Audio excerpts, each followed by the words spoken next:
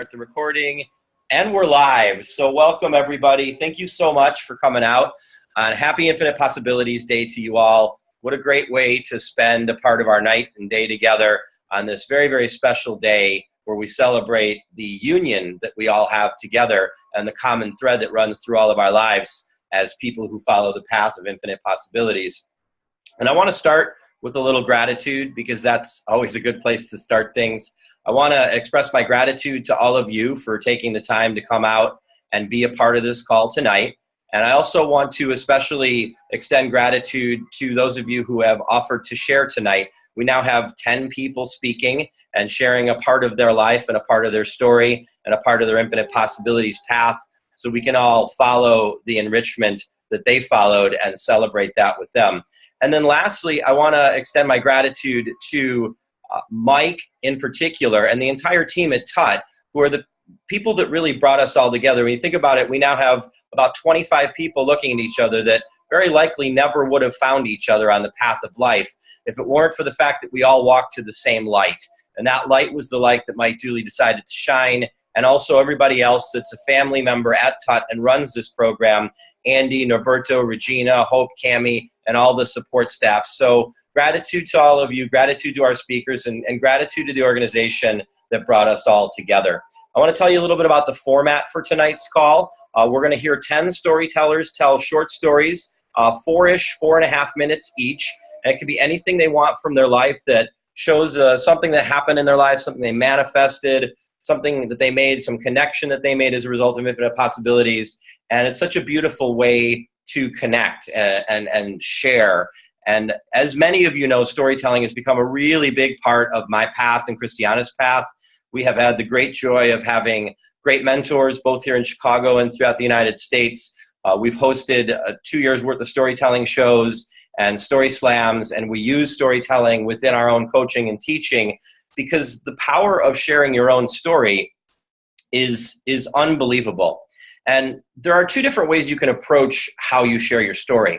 When you share your story for the purpose of re-experiencing the pain or hanging on to the connection of the things that happened in your life that you don't see the positive awakening and the gifts in, it sort of tethers us to something that isn't necessarily positive.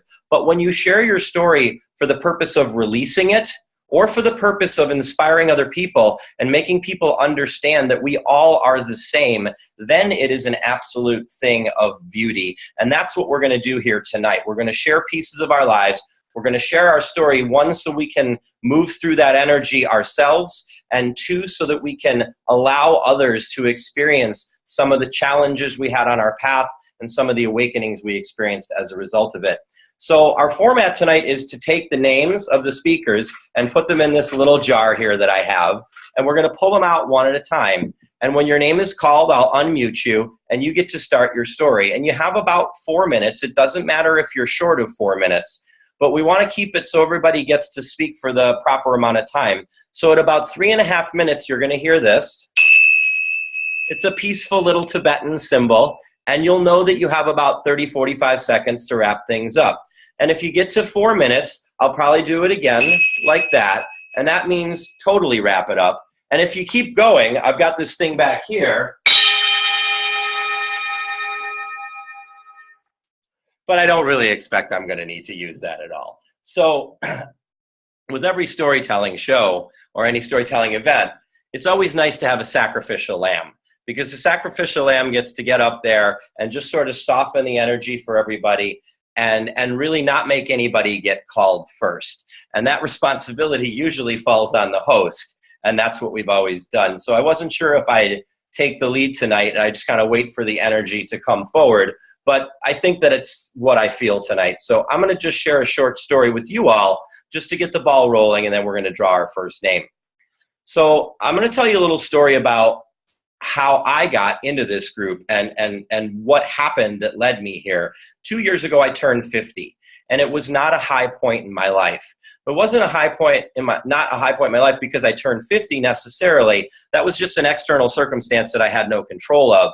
It was some of the other external circumstances that surrounded that event that really put me in a bad place, one of the deeper downward spirals of my life. Christiana and I had recently moved out of a downtown dwelling that we really loved but just couldn't afford anymore. And we moved to a neighborhood that I was less familiar with, a place that I'd never lived before. And so I felt very unsettled. As a Cancer, my roots and my nest are very important to me. And so being unsettled was not a good place to be. 10 days after we moved into our new home, my best friend and my number one spiritual teacher died suddenly of a heart attack. And I was lost, because this was a man who really stepped into my life 5 years previously and fulfilled two roles that I didn't have anymore in my life. I'm an only child, so I didn't have a big brother, and he was 10 years older than me, and he really became my big brother. But he also became the father to me that I lost 18 years ago. So Richard was a powerful man, very wise, traveled the world, was a spiritual teacher. He was knowledgeable about everything in history and music, and he was very inspiring to me. So when he died, I was as lost as I could be. And over the course of that summer, I really was very unhappy. Christiana kind of had to watch me go through this train derailment in my life. And eventually she came to me and she said, Jim, I have an idea. She said, there's this conference coming up in Chicago in August of 2014, and I think you're supposed to be there. I know you've been working really hard on, training certifications and stepping out of your martial arts and yoga instruction and really speaking more in general about spirituality and the power of thought. But I think you need a new mentor, and I think this guy might be that mentor. And I knew who Mike Dooley was because I'd read The Secret. I'd never read Infinite Possibilities. But she said, I think you're supposed to go. And I said, well, fine, how much is it? And she said, it's $1,000. And I promptly said, you want me to spend $1,000 to let somebody I've never met help me fix my broken life? And I said, there's no chance that's going to happen. Let's just say she was persistent. And Christiana knows not to come right back, and she's learned me very well. So what she did is she let a couple days pass, and she said, I have an idea. She said, you have this birthday coming up, and we're inviting people to come into the home. And instead of asking them for gifts, or instead of having them bring gifts that really don't have a lot of significance, like a bottle of wine or a candle, why don't we ask them to make a contribution to a fund that you could use for, anything you want, but in particular this seminar called Infinite Possibilities. And I remember I looked at her and I said, so you want me to ask my friends and my family for money so I can fix my broken life because I can't afford to fix it myself? Absolutely not. I washed my hands of this idea completely. Well, let's just say she was persistent.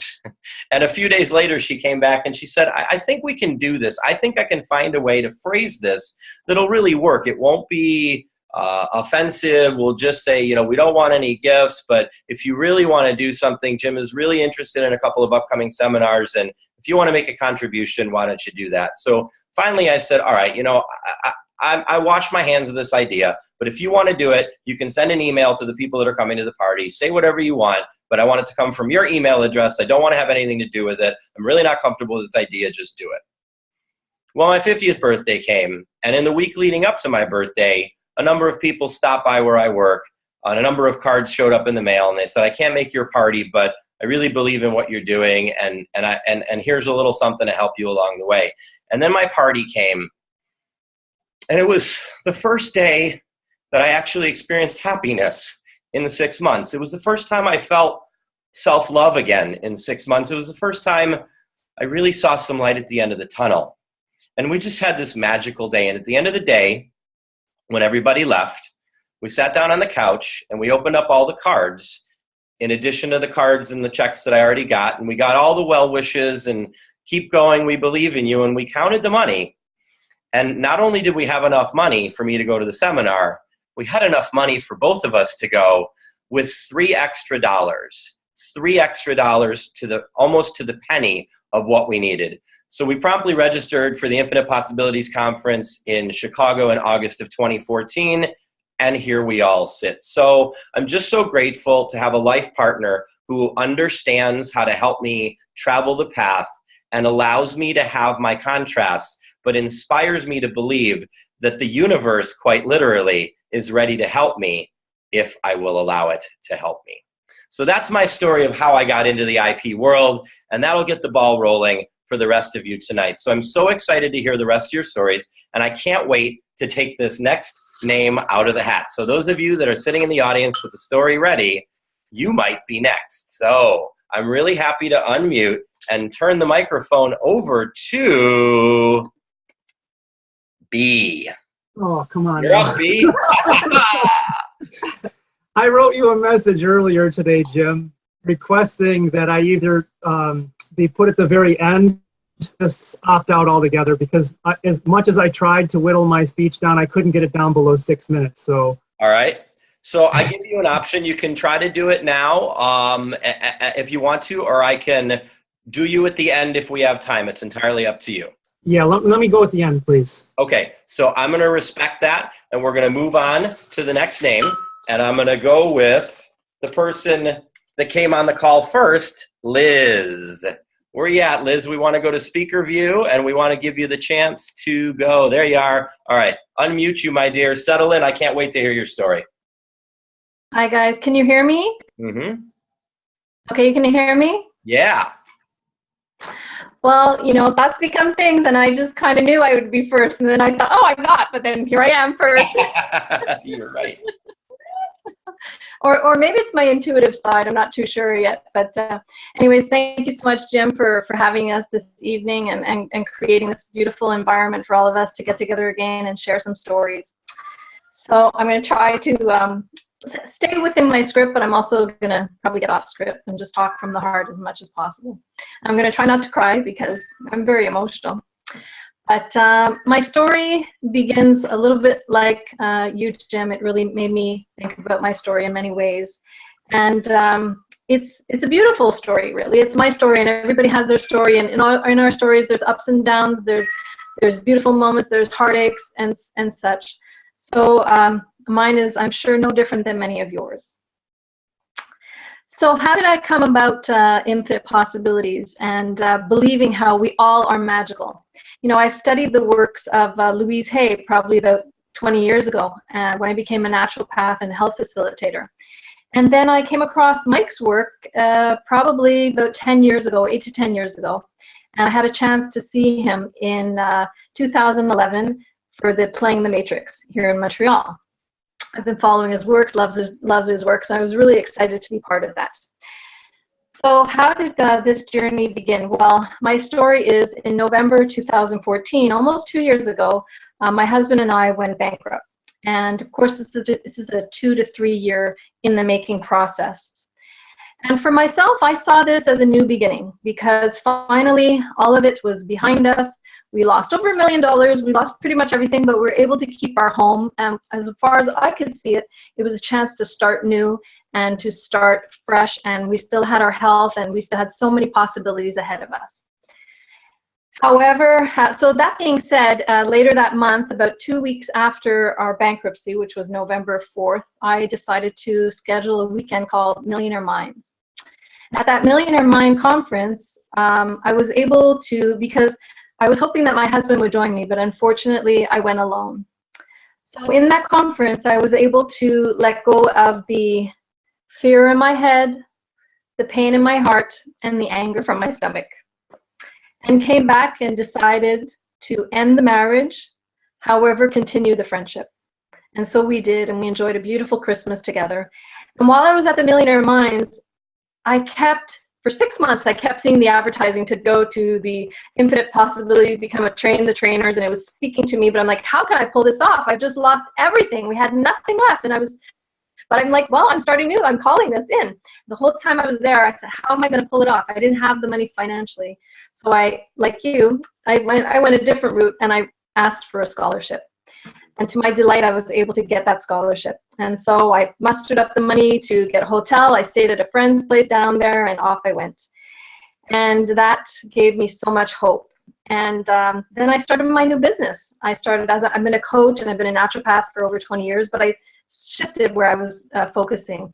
And with that, I started having much success, and then in March, decided to bring my children to Disney, and we enjoyed a wonderful trip together. But when I came back from Disney, 5 days later, my husband had a heart attack. He was staying at our home at that time, and he had a heart attack, and it was devastating, but it wasn't surprising. I think all my life, I always knew that I would be a young widow.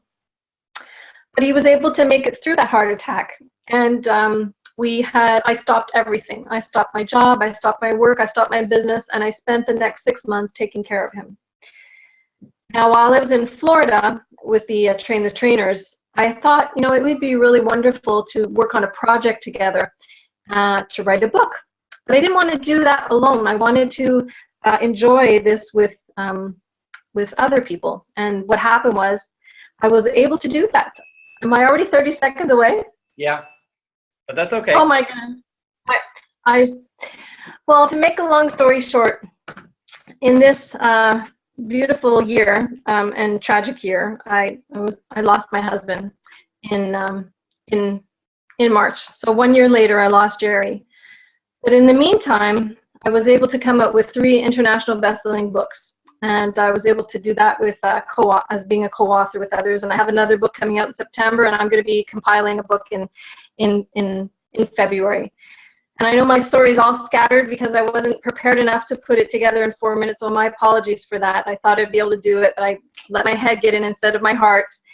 But I just want you to know that even though it's been the hardest thing to have Jerry pass away, I know that he's there, and it was and I can only share this with this crew, with this bunch of people here who understand this, that it was part of our agreement that he had to pass now so that I can continue with my venture and with my mission in life, and what that is helping people realize that you are powerful, you are adored, and no matter what happens to you in life, you can have infinite possibilities come to you, and life is magical, and you can create that through sadness and pain, and because it's all part of the contrast, and we grow from that. And I can't wait to continue the journey with y'all in January again, or November in Florida, right? We're going to Florida again, so I hope to see you all there. Yeah. Thank you so much for sharing, Liz. That was powerful and wonderful, and we love you for being vulnerable, and we couldn't be more grateful. Awesome way to get things rolling here. So we're going to move right into our next story. So storytellers, get ready. And our next storyteller is Deborah, the other half of the team over here. So I'm going to unmute the other half of the team, and you are on live, Deborah. Okay, so mine, thoughts become things, or ask and it is given, and help is always around. So some years back, I was on my healing path, studying various modalities of healing, and I felt really drawn to attend a shamanic healing workshop in Esalen in Northern California. I live in Seattle, and I didn't have a lot of money at the time, so I spent just about everything I had to go down there. I decided to drive because I wanted it to be a real adventure, and I love road trips. And I was really excited. I planned to spend my first night of the drive in Northern California and have enough time to be there by Sunday night because the workshop started Monday morning. And around middle of Saturday afternoon, I was in Southern Oregon, and my car started suddenly decelerating. And I didn't know what was going on. I kept doing it over and over again, and I was thinking, oh no, I'm going to break down here. I'm not going to get to the workshop. I don't know anybody down here. I don't know what I'm going to do about my car. And I was worried I was going to break down right on the highway. I didn't know who to call, and all of a sudden the thought came in my mind that I should ask my grandpa. He had died some years ago, but he was a car genius. He could listen to a car and know exactly what was wrong with it. So I asked him for help. I asked with everything I had. And I could feel him. I could feel him all around me. I could feel him in my body, in my mind. And he told me to keep going, that everything was going to be all right, and that I should stop in Ashland, which was not the next town, but the town after. And I didn't know, how am I going to get to Ashland? I didn't think I was going to make it even to the next town. But somehow my car made it there. He told me to pull off at the very first exit, so I did. And to stop at the gas station that was right there off the exit, or a little car automotive station, and I did. I got out and I talked to the man who owned the station and told him what was going on. And he said that they would be closed soon. It was Saturday, it was late in the day, and they weren't open on Sunday, so I wouldn't have my car back till sometime Monday. Well, my workshop was Monday, so I told him that. And I asked in my mind again for my grandpa's help. And then the man looked at me and he said, okay, he would do whatever he could. And he asked if I had a place to stay. I said no. So he called his cousin and said his cousin had a hotel right down the road. He sent me over there, and his cousin gave me friends and family rate. The next morning, at his cousin's office in the hotel was my invoice for just barely over the price of parts, my keys. My car was ready to go, and it worked perfectly. I made it to Usselin Sunday evening, so I was ready to go the next morning for the workshop. I was so thankful both to that man, who I thanked profusely at the time, and to my grandpa, and I am still grateful. And I actually asked my grandpa for help with this story too, and I feel like he helped. I love it. Thank you so much for sharing. Great job, Deborah. And thank you, Deborah's grandpa, for helping all of us by showing us that the veil between us and the other side is extremely thin. And we allow it to be. Awesome share. Thank you so much. All right, so we're going to go right into another story, and I've got the names here. So storytellers, get ready. And the next storyteller is Eleni. So let me unmute you, my dear, and welcome to the Story Jam, Eleni. Thank you so much. And this, ironically, it's a beautiful segue from the story we just heard. It always is. My oldest brother, Peter, passed away 11 years ago, and we could not have been more connected soulfully, emotionally, so bonded, and missing him dearly. And for the longest time, I just want some kind of sign that you know, he's there, he's with me, he's watching me. I just needed a sign. Now, a couple years had passed, and my mom was still alive at the time, bless her, and she had a medical emergency, had to fly to Florida in the middle of the night, spent all day at the hospital, leave the hospital after visiting hours, so it was already dark. I got pulled over by the police because I had a tail light out, which, you know, I didn't know. And I said, I just left the hospital, was there all day. He said, I'm not going to give you a ticket, just get it fixed. So the next morning I stopped at 2 or 3 mechanics on the way to the hospital, and they said, you know, the car's so old, it's more than just the bulb, we don't have the parts to fix it. And I said, I just want to get to the hospital. So I went back to the hospital, spent all day there again, left after visiting hours, you know, and it was dark. And my mom and I spent a lot of time talking about my brother. And I got by the same police officer. He said, your taillight's still out. And I said, yes, I know. I tried to get it fixed, but I couldn't find anybody to fix it. He said, this is your final warning. Get it done tomorrow or you're getting a ticket. Okay. So I get up the next day, and I had a list, you know, I looked up a list of mechanics, and I'm going from mechanic to mechanic to mechanic and hearing the car's so old, you know, we can't fix it. We don't have the parts that are needed. So I was just getting emotional and overwhelmed and frustrated. And at one point I kept thinking of Peter, you know, my big brother. I'm like, I just wanted my big brother to take care of it for me. I just wanted him, wanted to feel him. Went to another mechanic, still no luck. I pulled over at the side of the road. I didn't even know where I was. I just stopped because I knew the floodgates were opening up. Just kept crying. And finally I kind of got myself together because I couldn't drive. I was so emotional. Got myself together, lifted my head up, and right across the street from where I had stopped, I saw what I would call like an old fill-in station. You know, if you're old enough to remember Mayberry RFD, I thought Gomer Pyle was going to come walking out in his suspenders. And in my brain, I'm thinking it's a really old mechanic, so they have really old parts. So it was a perfect connection to me. So I pull in with my mom's old, you know, Crown Vic, and he said, let me look at it. He said, go sit inside. And his lovely wife ran the desk.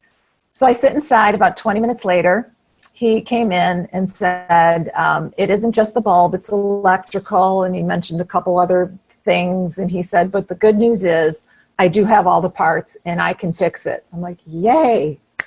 So he spent almost 2 hours working on the car, and I got to have a lovely time talking with his wife.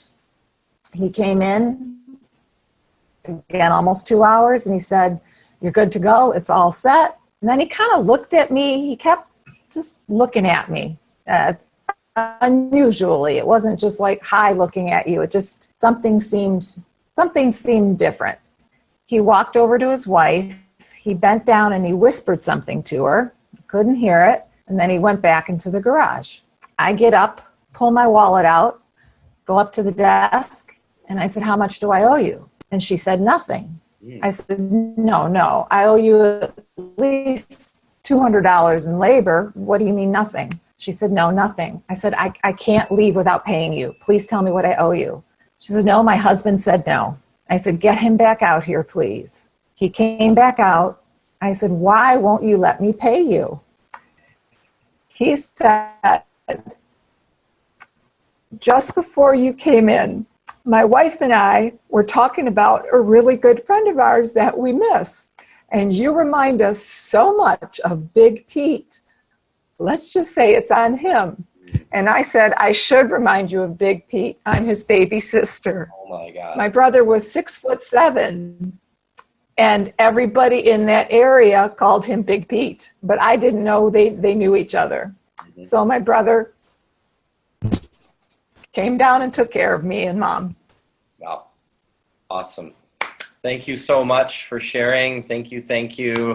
Wonderful, wonderful share. Awesome. All right, let me unmute or mute you back up. And thank you again for sharing that. Awesome. One of the things that I notice happens at every storytelling show I go to, and there's probably been 50 of them by now, is that it's amazing how one story leads perfectly into the next. And it doesn't matter what the plot lines are, but there's always some really awesome connection that's perfect. All right, so we're going to go on to our next storyteller, and then we'll be about halfway through. So our next storyteller is Mark in Portland. Where you at, Mark? Let me find you and unmute you here, sir. Mark. Where are you? How come I don't see you? Oh, there you are. Upper corner. All right, Mark, the stage is yours, my friend. All right, mine's about thoughts becoming things and the power of focus and focusing on that. To start the story, in 2011, I had a heart attack and survived just fine from it. But once you have a heart attack, you're always very sensitive to any chest issues and stuff like that. And so I've gone to the hospital once or twice, just twice, including the time in this story, because of chest-related pains. But nothing's ever become of it, so which is great. But in this particular instance, this particular day I was having severe upper chest pains and just toughed it out the whole day because I didn't have insurance. And, even though I run my own cleaning business, it doesn't create that much income to afford to go to the hospital. So I just stuck it out. But finally, it was just so intense that I finally went to the ER and, spent the night or a good 6 hours in the ER. And lo and behold, they did all the tests and said, "No, it's not heart related, but it's actually, you have gallstones, which is the upper cavity and extremely painful." He says, "But it's not infected." And so, we can't do anything. So they gave me some, meds, which I didn't take, but the pain went away. They're like kidney stones. They go away on their own.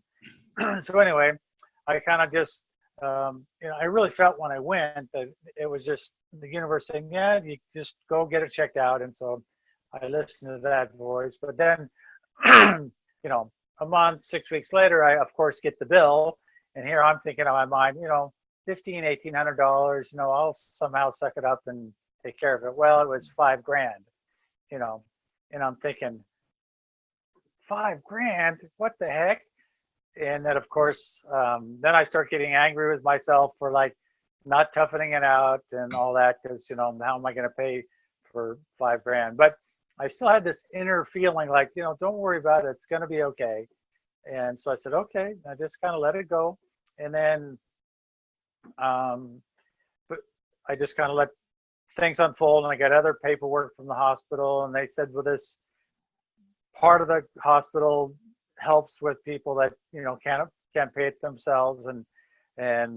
But I was thinking that I didn't qualify for the state insurance anymore because my income was too high. And so I just kind of pushed that away. And plus, every time I thought about it, it just made me madder and madder because it was $5,000 and I didn't have the money.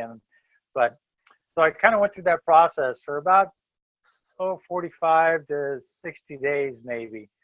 And because I just kept feeling that it was going to work out, but I kept getting angry when I thought about it. But finally, one day I thought, I said, okay, this really ticks me off, but I'm going to fill out the paperwork and call the people. And the lady said, yeah, come on in. And a really nice lady. And so I filled out the paperwork to see whether I could apply for this insurance. And so I filled it out, and she goes, well, based on what I think I know, you should qualify. And I said, okay. But, and the part of it is that I shouldn't, I shouldn't even qualify. But anyway, she says, it looks to me like you will. So she sent it in, and then again, another month went by, and it was, there again, I'd always get angry thinking, well, what the heck am I doing? And how am I going to pay for it? But I always had that lower level piece that it's just going to take care of itself. Well, lo and behold, last week, finally, I got the information. I called the lady because I haven't heard anything from them. And she goes, oh, yeah, I heard it about a week ago. I'm sorry I didn't get back to you. And of course, I'm thinking, well, she didn't call me because it was bad news. But she goes, yeah, you got applied, or you got approved, and they went back 90 days and covered everything, So I'm thinking, wow, $5,000, ka-ching, just like that.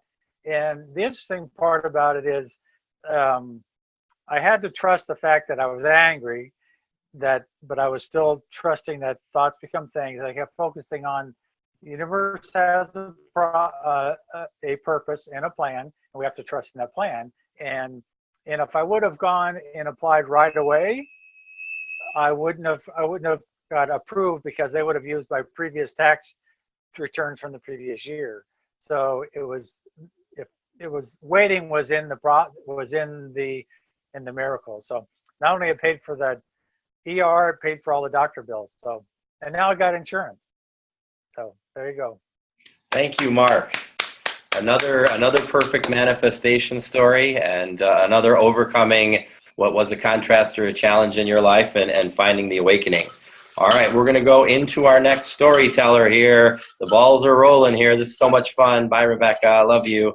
All right, and oh, good. Are you still with us, Mrs. DQ? Do we have a blizzard available? Karen, are you out there? Yay! All right, you're up, Karen. The stage is yours, and we're ready to hear your story. Yay. Can you hear me, everyone? Yes, we can. Awesome. Oh, I'm so excited to be here. Thank you. Well, let me see. My husband, Rob, and I have been married for 33 years. This is 2016. In 2006, we've gone through our challenges in life, but 2006 was probably one of the darkest, 2008, pardon me, one of the darkest times we went through. We both lost our jobs.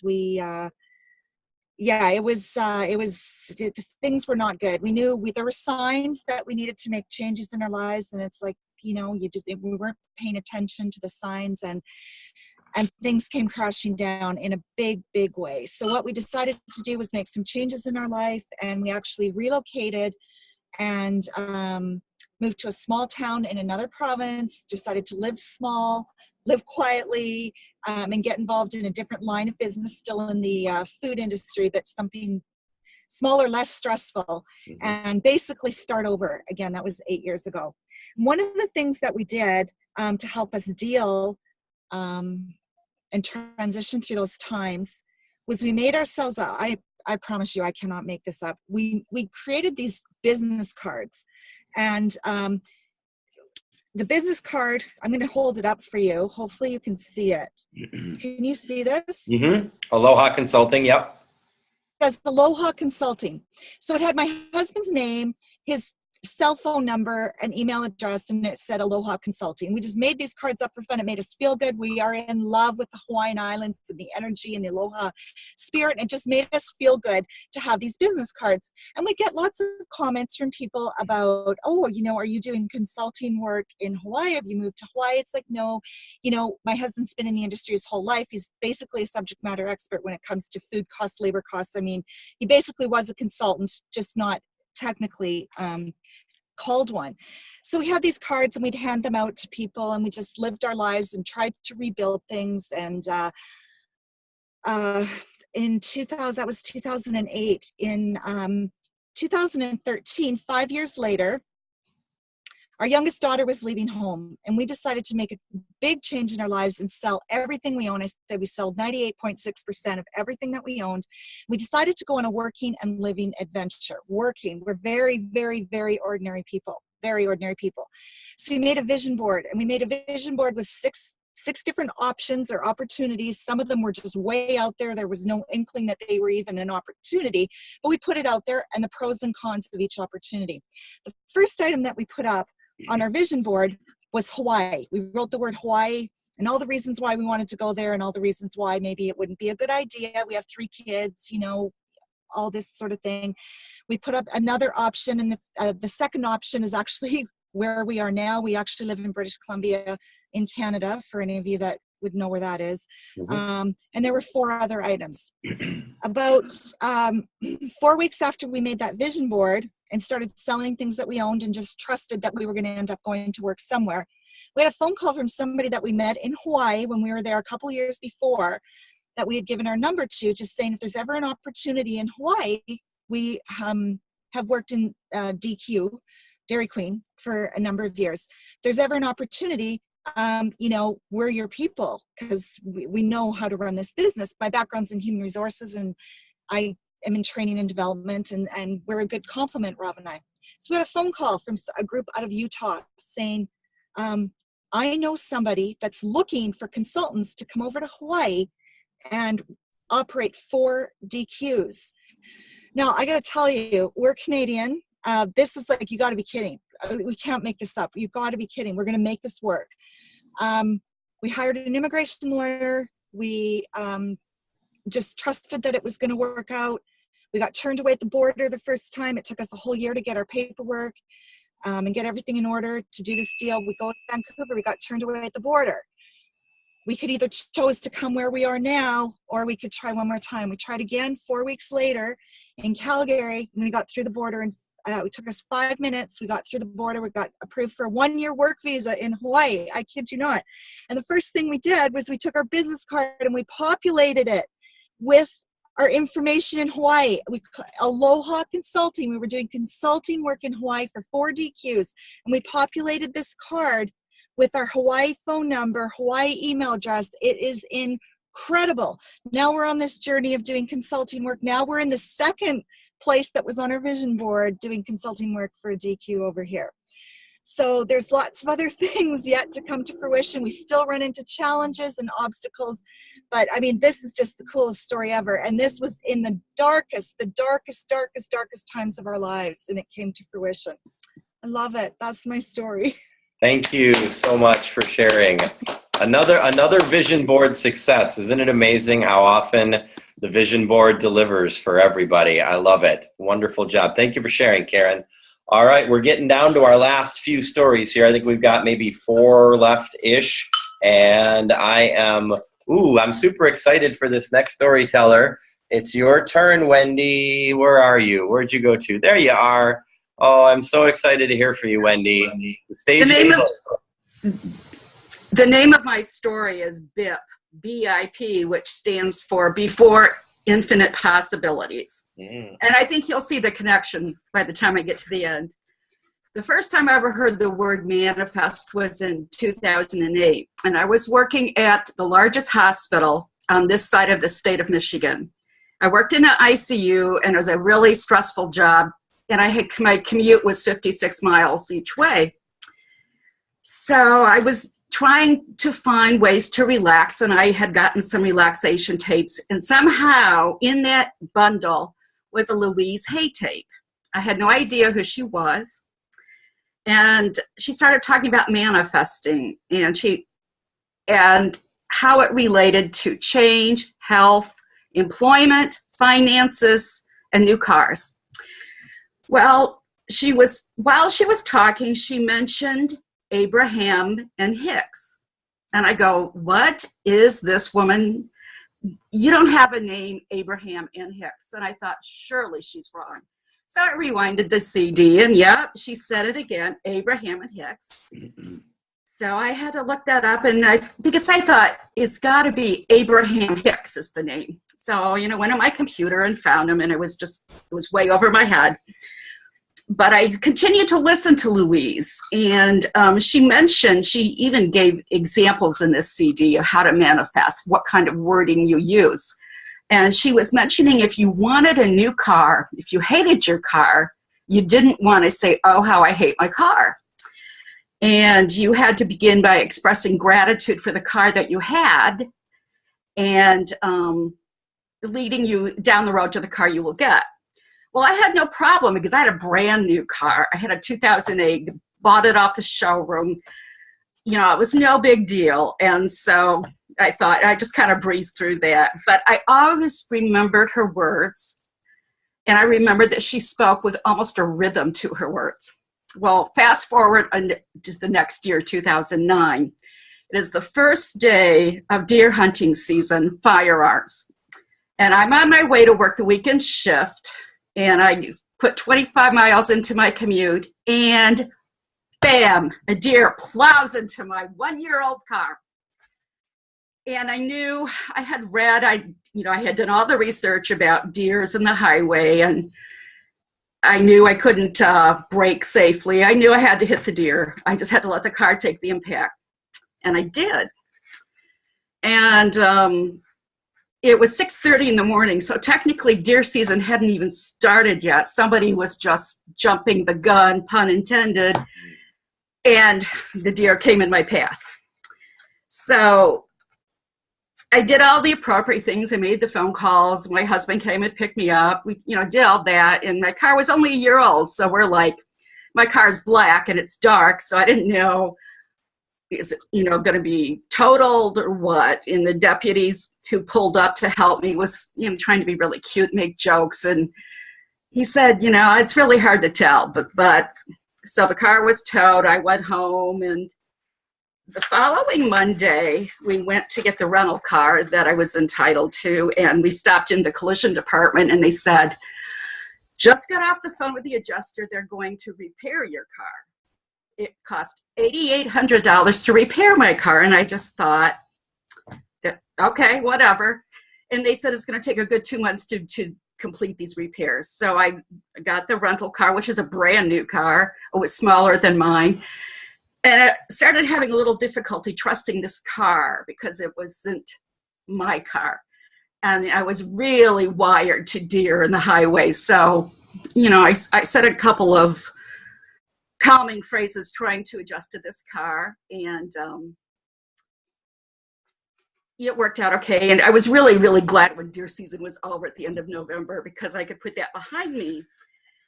The longer it took for my car to get done, the more anxious I became about things like, how can I trust this car?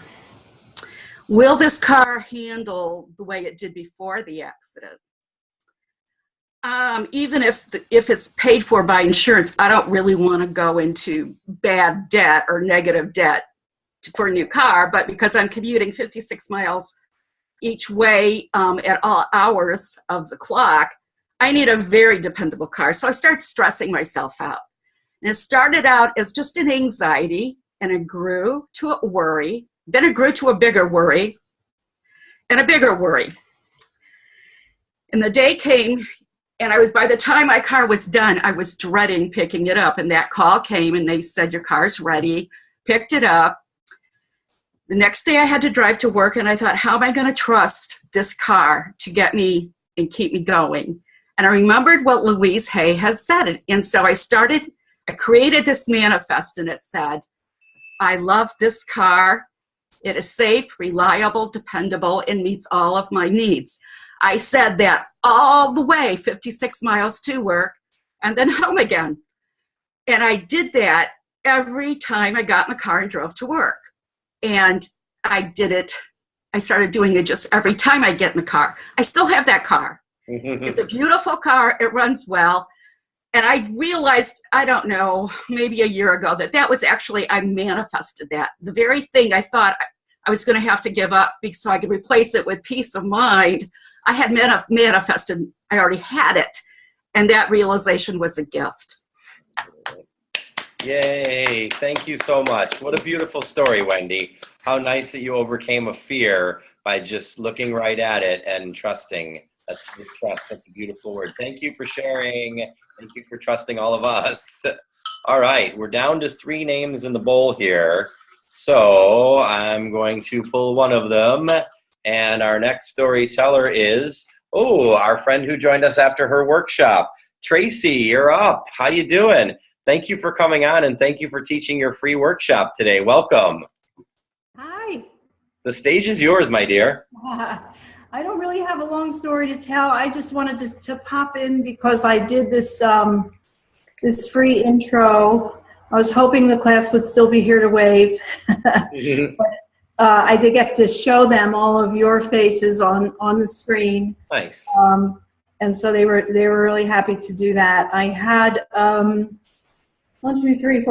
6 people here tonight. I did an hour-and-a-half intro to Infinite Possibilities. Pretty much just talk about how thoughts become things, kind of do, the very beginning of the program, talk about belief systems and how they work, and had a lot of, even in just that hour and a half, I had a lot of aha moments that I could see in their eyes, and that they actually voiced, and actually even related to some things that they had already been working on in this way. How one woman actually manifested this troublesome coworker to leave by visualizing her gone. So that was a pretty funny story there. But I get so amped up when I teach this. I get so passionate, and I use all this body language, and I find my voice going up, and I just feel the passion of what I teach, and relating it back to my own life and the things that I've manifested that are just incredible. And so it was just been an exciting day. It's been a fun day. I started out the day by, I had picked up a lot of rocks. If anybody's on Facebook, you might have seen this. Picked up a lot of rocks around the lake, and then wrote nice little affirmations on them. And my daughter and I went out this morning and left them in various places on benches and things around the lake where people walk. We had a lot of fun doing that. And then I went and got a tattoo with Fran Demetrician, fellow IPPY. Last year on Infinite Possibilities Day, it was a triple infinity day because 2015 also adds up to 8. So it was 888. So I got a triple infinity tattoo, which was this on the hand. Yep. Okay. I kind of actually made that symbol up as a triple infinity symbol. And so this time I also wanted something that was kind of a hinting of the infinity symbol, but anybody who knows me knows I have a thing for owls, and there's a long story behind that I won't tell, but it has something to do with Frank, and it's become my business logo. And so Fran Demetrician, who's fellow IPPY and a dear friend, dear heart, designed this owl face for me, and I wanted it to be also on my hand. And so you can see his eyes are an infinity symbol, right? And so I had the tattoo artist also color in the triple infinity symbol so that the colors match, so that they go together. So that was another way I celebrated today. And then I had this intro here, and it was so much fun. It was energizing. It was just, when I don't teach this for a while, I miss it. It's like a little hit of energy, and if you who teach it know what that feels like. And I just had 4 people from this free intro tonight sign up for the full program, which I'm starting next week. So I manifested 4 students. Yay.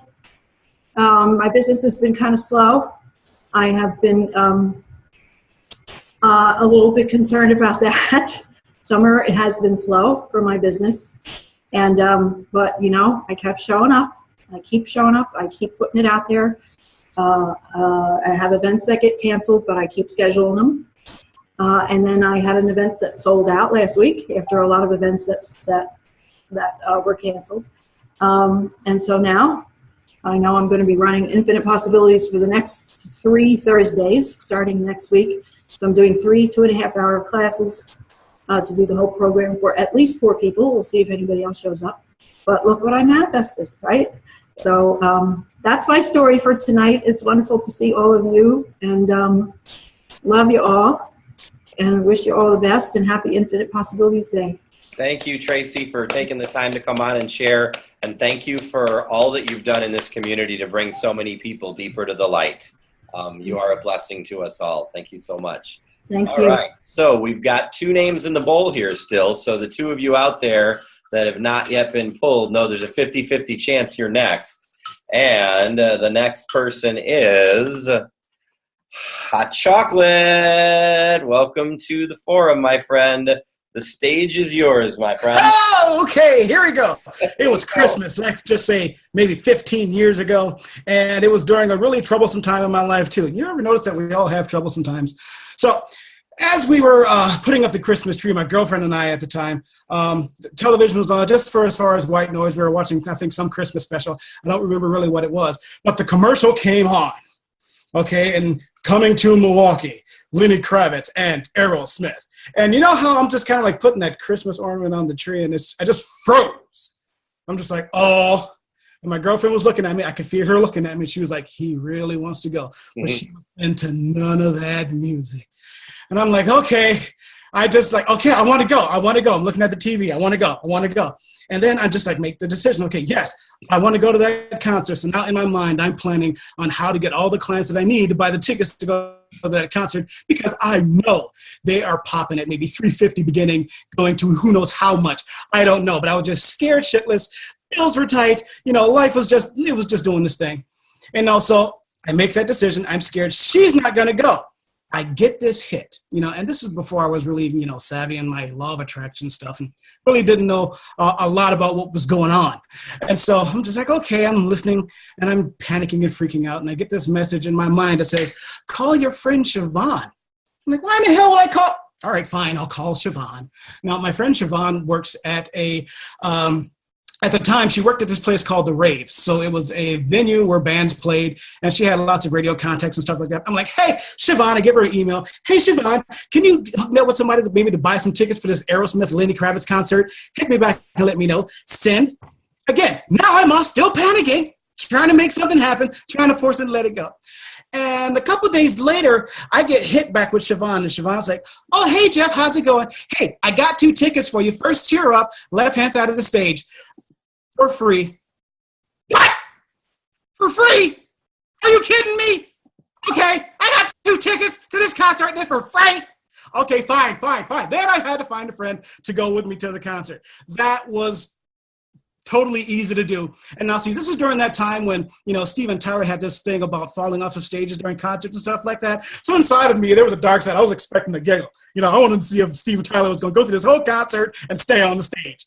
That was just me. I'm a sick puppy, but that's why I love me. So we went to the concert. It was fantastic. Lenny Kravitz, off the chain. I had never seen him before live. Aerosmith, never seen them before. They always got close. They were always hitting Alpine Valley and stuff like that. And it was just phenomenal. The concert, that night, the evening was just perfect. Ladies and gentlemen, I am telling you straight up, you know, if you ask for it, the universe will give it to you. And you can just receive it. You don't have to justify it. You don't have to prove it. You don't have to do anything. Baby, I asked and the universe delivered. Signed, sealed, delivered. I was floored. Oh, Jeffrey. And I'm done. I just, Don't even know what to say. Thank you so much for coming on board and sharing, my friend. Jeffrey, you may be the only person that can give us 15 minutes of story in 3 minutes. I don't know. You are truly amazing. I love your energy, and I'm so excited to continue to work with you, my friend. So I've got one name left in the bowl, and then we'll see what happens after that. And I think we know who it is, and I think you know who it is.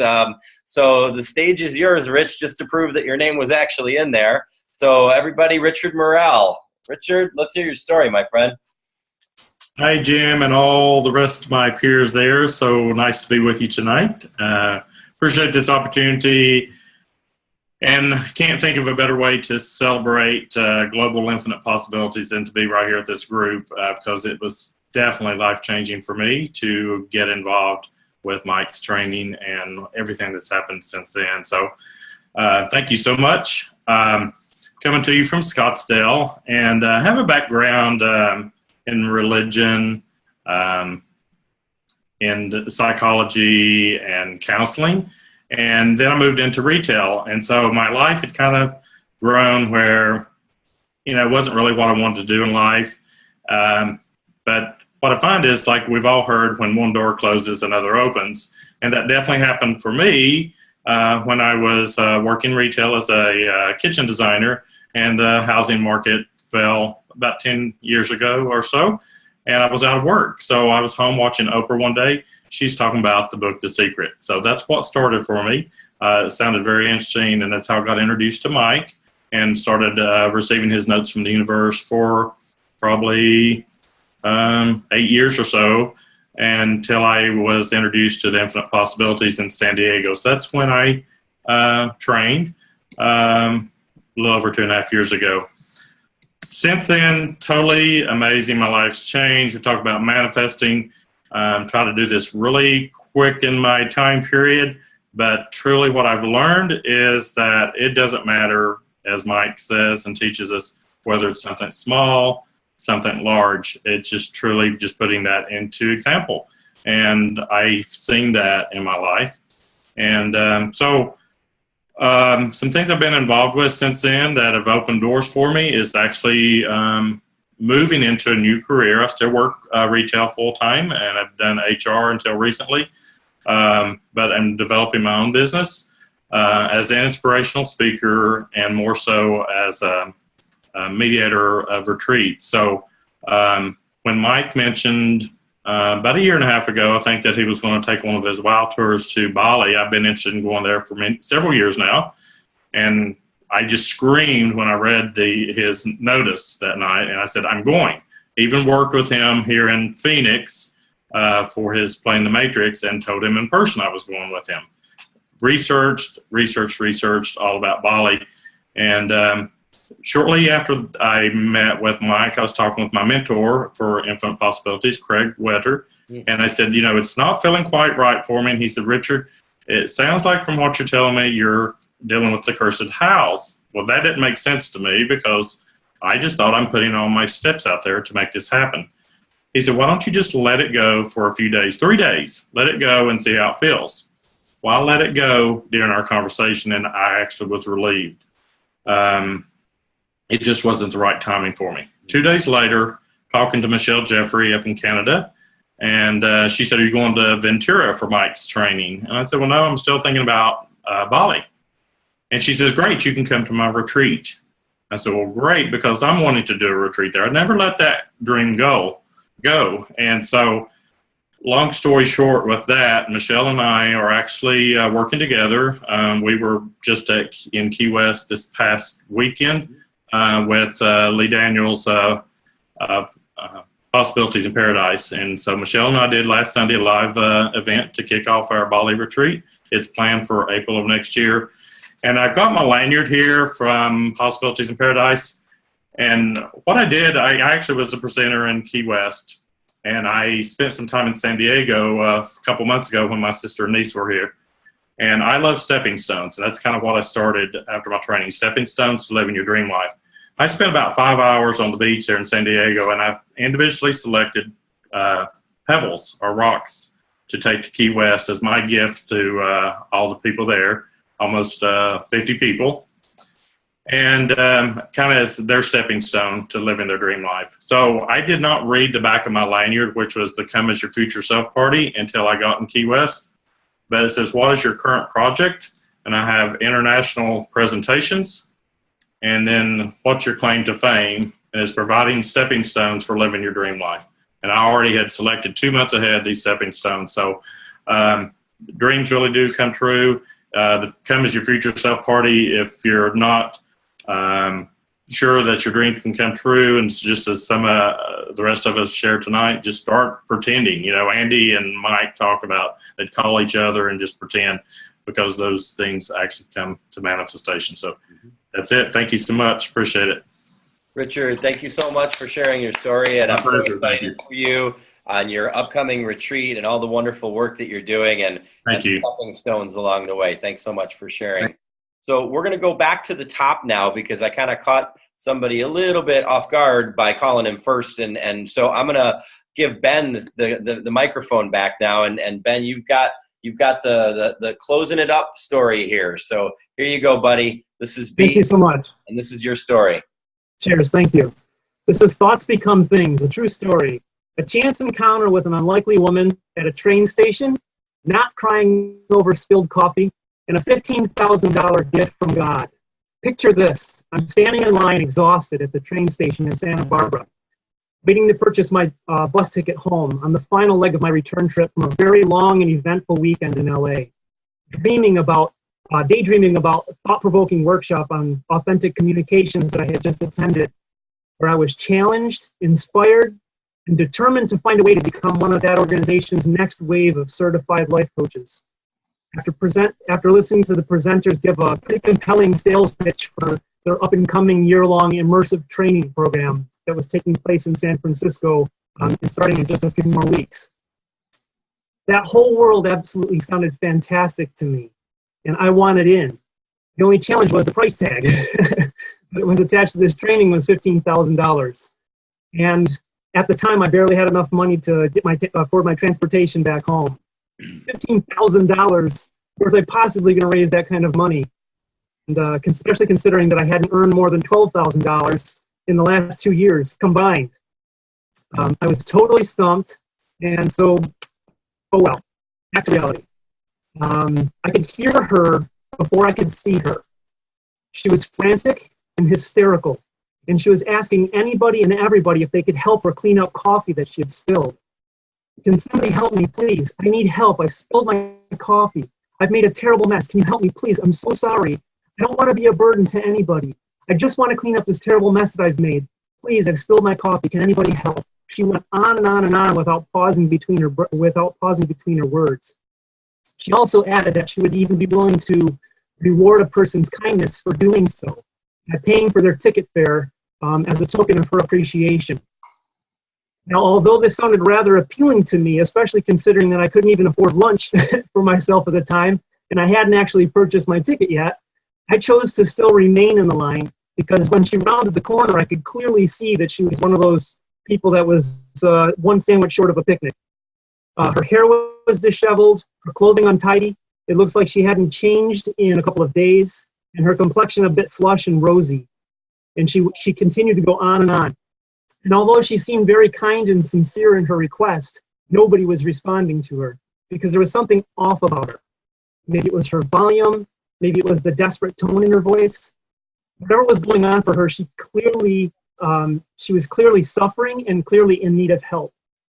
And by now, I was at the ticket booth checking out with the teller and starting to get a little annoyed and frustrated myself, because I had another hour and 45 minutes to wait for my bus, and I really didn't care to listen to somebody rant and rave that entire time. I just wanted to enjoy some peace and quiet before my bus arrived. So I inquired with the ticket agent, do you have a security guard here? Can someone do something about this? She's disturbing the peace. To which they replied, no, we don't have security here. In cases like this, we usually just call the police and have them take care of it. Would you like us to call the police, sir? So I declined, because I thought it would be too drastic of a measure and unnecessary for these particular circumstances. However, I left and feeling mixed emotions and mixed feelings about the situation, and I began thinking about my own options. I thought to myself, well, even though she's acting like this, I have a choice as to how I can respond. I can A, choose to grumble and complain and, bitch and piss and moan about things and continue to suffer. B, I can simply choose to accept the circumstances as they are and do my best to ignore her and just go outside or go on the far end of the station. Or C, I can do my best and actually do something constructive in hopes of changing the situation for the better. I chose C, and that made all the difference in my life. As soon as I finished settling up with her, the clerk paying for my bus ticket, I walked directly over to the woman who was clearly distressed at this point and who literally hadn't paused between words since she started. And I asked her, how can I help you, ma'am? I hear that you spilled some coffee and need some help cleaning it up. I'm a handyman. I'd be happy to help you. Please show me where the spill is, and I'll grab a mop, I'll grab some paper towels, and we'll get the situation sorted out in no time. Please relax. She kept talking, and she pointed over to a tiny splash of coffee on the floor that was slowly trickling towards the benches. And clearly there was no reason for any alarm. It was actually quite laughable, yet nobody was laughing. I reassured her that I'd take care of it, and I ran into the men's bathroom really quickly, grabbed a lot of paper towels, and then returned to clean up the terrible mess. When I stood up, she began thanking me profusely, again and again without pause. And I could see the look of sincere love and appreciation in her eyes, the kind that a person shows when a perfect stranger is willing to take them seriously and genuinely offer their assistance in a situation like this. And it was then that I remembered some of my rather unconventional training that I had learned from the workshop that previous weekend about authentic and heartfelt communication. And I was inspired to ask the question, when was the last time someone looked you directly in the eyes and beamed love and appreciation in your direction? She was utterly stunned and stopped talking.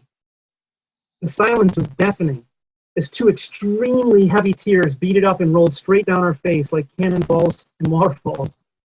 When she spoke again, she dived directly into the deep end with me and confided in me that she had just had a miscarriage and that she was currently in the middle of a very ugly divorce and a heated custody battle with her precious teenage daughter. I formally introduced myself and asked her name and invited her to sit and talk with me. We found a quiet bench at the far end of the station where she felt safe enough to finally let go and release a large part of her burden and suffering over the next hour and a half. With me doing nothing more than just being loving and present with her. By the end of our talk, she reported feeling much better and looking and acting much more coherent and stabilized. And just before my bus arrived, she popped the question and asked me, she said, young man, what is it that you want to do with your life? To which I enthusiastically answered, more of this type of thing. I want to help people. To which she replied, well, how do you envision yourself doing this type of thing professionally? To which I answered, well, there is a life coaching program that I had just heard about at this weekend workshop, reflecting on the offer, but it's way out of my price range.